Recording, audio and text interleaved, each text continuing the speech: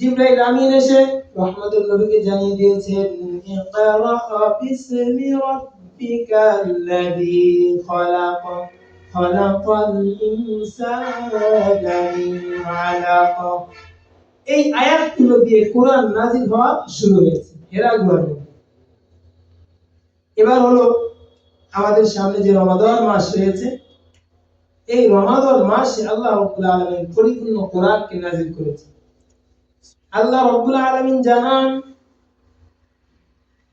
সূরা বাকারা নম্বর 2 পৃষ্ঠা নম্বর 7 আয়াত নম্বর 185। আল্লাহ বলেন, শাহরু রমাদানাল্লাযী উনজিলা ফীহিল কুরআন হুদাল লিন-নাসি ওয়া বায়িনাতিন মিনাল হুদা ওয়াল ফুরকান। রমাদান মাস যেই মাসে কোরআন নাযিল করা হয়েছে, এজন্য কোরআনের সাথে যেই লাগে সে দামি হয়ে যায়। যে নবীর উপর কোরআন নাযিল হয়েছে সেই নবী কিন্তু সবচেয়ে দামি। যে মাসের উপর কোরআন, যে মাসের মধ্যে কোরআন নাযিল হয়েছে সেই মাসও কিন্তু সব মাসের চাইতে দামি।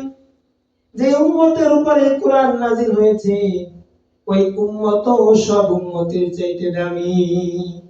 দেখে জামা না কুরামে আই মুহতারাম মুস্তাফা কি উম্মতে খায়রুল উমাম। কোরআনের কারণে বাজার থেকে টুকরা কাপড় নিয়ে আসেন, মানুষ কাপড় সেলাই করে জামা বানায়, টুপি বানায়, গেঞ্জি বানায়, বিভিন্ন জিনিস বানায়, এটার কোনো দাম নাই। কিন্তু ওই কাপড়টা দিয়ে যখন কোরআনের গিলাফ বানানো হয় ওই গিলাফটার দাম বেড়ে যায়। কিসের কারণে? কোরআনের কারণে। এটা দামি করে দিয়েছেন কে? এজন্য সর্বপ্রথম ওসিয়ত সব থাকবে আমরা আমাদের সন্তানকে যাই শিক্ষা দিব সর্বপ্রথম কি শিক্ষা দিব? কোরআনটা শিক্ষা দিব। সর্বপ্রথম এটা শিক্ষা দিয়ে কোরআন আমরা পড়াতে করবো, শুরু করব। অন্তরটা পরিষ্কার থাকবে। এটা দুনিয়ার কোরআন। আমরা যে সমস্ত কিতাবগুলো পড়ি বা বইপত্র যেগুলো পড়ানো হয় দেখবেন যে ইহুদি খ্রিস্টানরা এগুলো লিখেছে। এটা জিনিস খেয়াল রাখবেন, যেই লেখকের বই আপনি পড়বেন ওই লেখকের একটা রুচি আপনার ভিতরে কি করবে? প্রতিফলিত হবে। লেখক যদি ভালো হয় তাহলে ওই বই পড়ে আপনার ভিতরে ভালো কিছু আসবে। এটা সাধারণ একটা বিষয়। এজন্য এই কিতাব তো আল্লাহ তাআলার কিতাব।